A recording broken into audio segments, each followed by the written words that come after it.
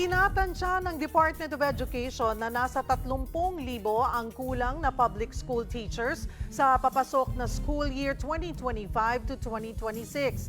Para maagapan, nagbukas ng libo-libong opening para sa guro ang DepEd, lalo ngayon na magbabago na ang curriculum sa senior high school. Para bigyan ng mukhang balita, Mobile Journal, Ivan Tarinque.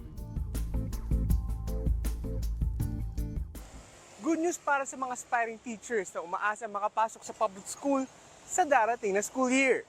Dinagdagan kasi ang mga posisyong inilaan para sa mga guro sa 2025. Ayon sa Department of Budget and Management, mahigit 16,000 teaching positions ang inaprubahan para sa taong 2025. May nakalaang 4,194,000,000 pesos na pondo para sa paglikha ng mga bagong posisyon na ito. Pero may proseso pa rin na susundin sa pag-hire ng public school teachers. Tinatayang 15,000 ang may salary grade 11, ang standard entry level sa public schools. Samantalang nasa 160 positions naman ang may salary grade 13, partikular para sa mga special science teachers. May 500 na posisyon din sa salary grade 14. Ngunit hindi ito automatic. Kailangan pa rin dumaan sa mga requirements at evaluation. Unang hakbang, kailangan pasado sa LET o Licensure Examination for Teachers. Public office kayo kasi syempre po kailangan po ng board exam. Ayan, yun po yung let na nakaon.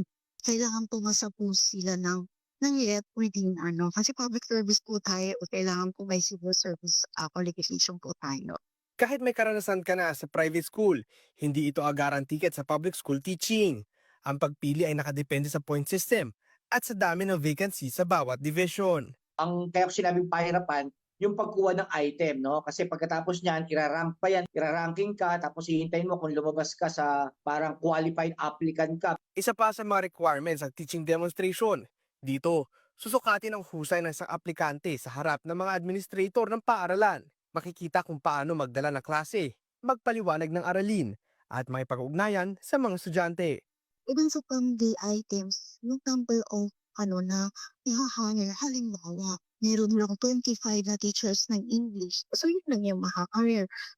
Ang mga guro ay mahalagang bahagi ng paghubog sa kabataan.